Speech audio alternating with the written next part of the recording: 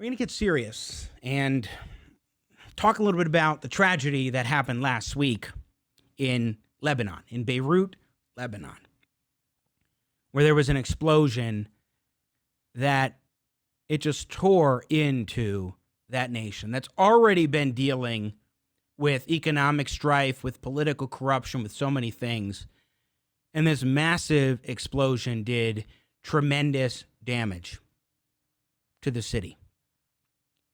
The government now resigning, working to put together a new government at the behest of the president of Lebanon, particularly as protests have beset the country in the aftermath of this, but also not just because of the explosion, but because of all the turmoil I was alluding to that has been going on already.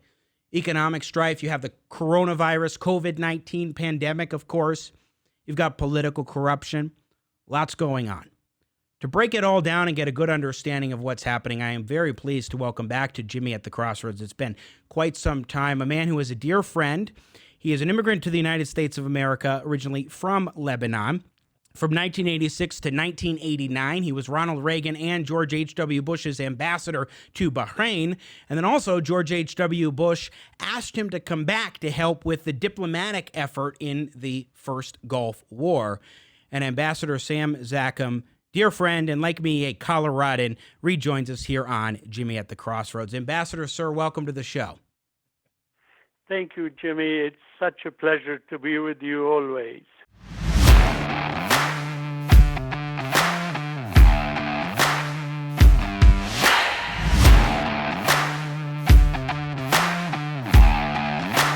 It is my pleasure, sir, and always a pleasure and a privilege to be with you. But I'd only wish it was under different circumstances. I know for days now you have been consistently on the phone, talking with family and friends that you have back in Lebanon. You've been doing media interviews with outlets in Lebanon. Please give us your sense for what happened with this explosion and where things are at overall in terms of the strife in the country, particularly in the capital city of Beirut.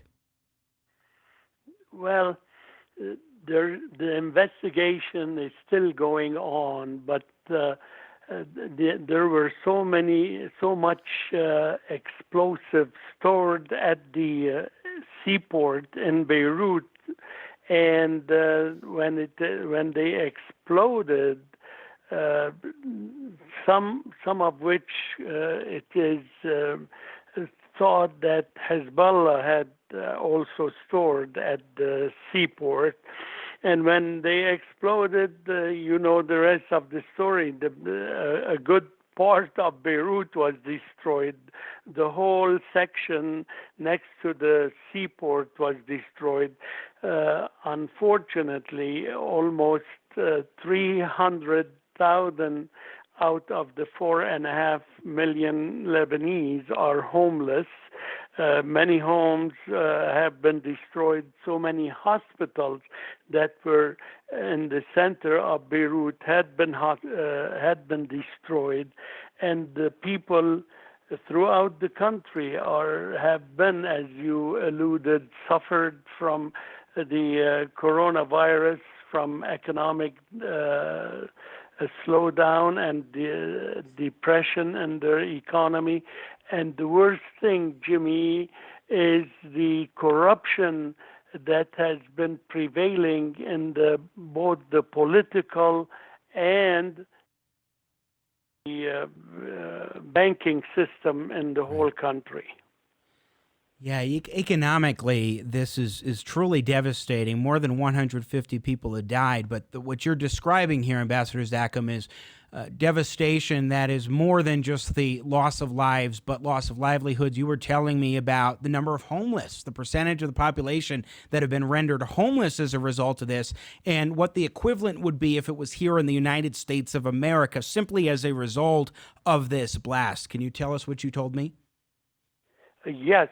Since the population is barely 4.5 million people, when 300,000 people are homeless, this amounts to almost 8 million. Oh dear. If it had happened in our country, in America.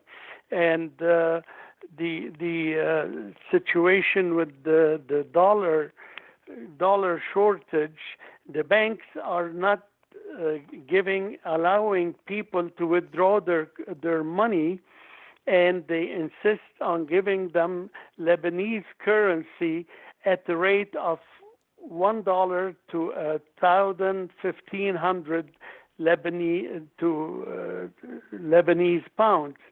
And now the dollar on the black market is almost 10,000 Lebanese pounds instead of 1,500, and there is mass hunger, poverty, and that's why the people are in the streets striking or protesting against the inefficiency and the corruption that is prevailing in the political and banking system.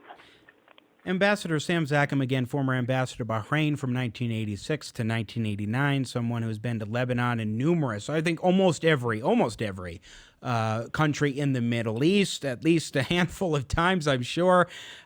What can you tell us, sir, about Lebanon that the American people may not be aware of? Because, look, in the Middle East, you and I have talked about this many times, where you have countries that are dictatorial regimes. And the question really is, are they going to advance American interests, or are they going to go against American interests? For example, we see Saudi Arabia, it's an authoritarian government, but generally speaking, they're in line with American interests, versus Iran, dictatorial, authoritarian Islamic government.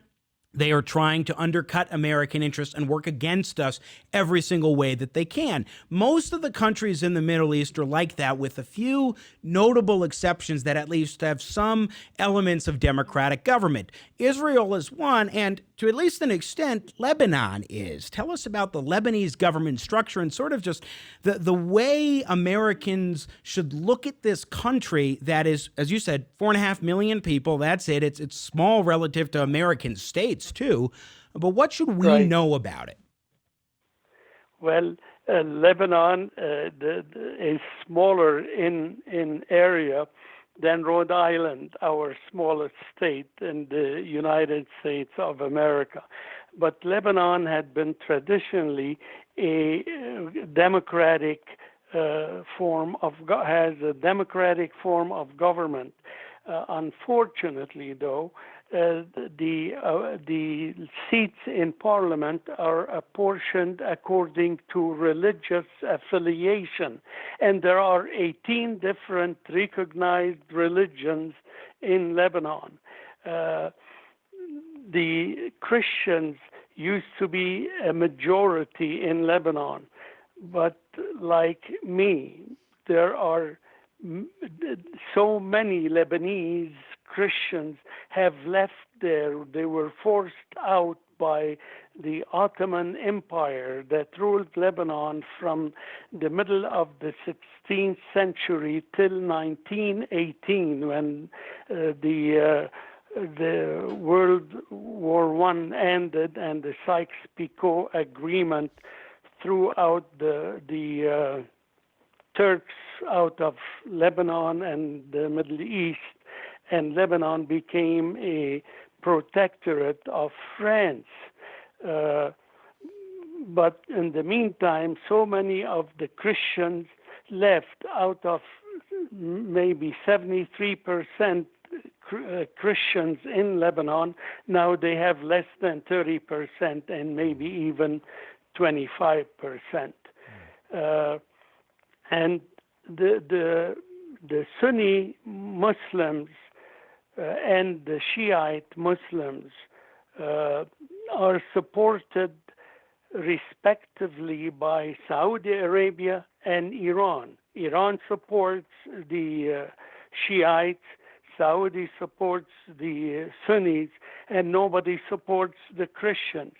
That's one reason why President Macron of France, visited this past week Lebanon and told them that France is going to go back to its protectorate position of Lebanon, mainly to help the country get back on its feet. But even Macron, who is very close to Lebanon, said we will not send aid to Lebanon unless there is political reforms and Yes. unless the present form of government is reformed or changed.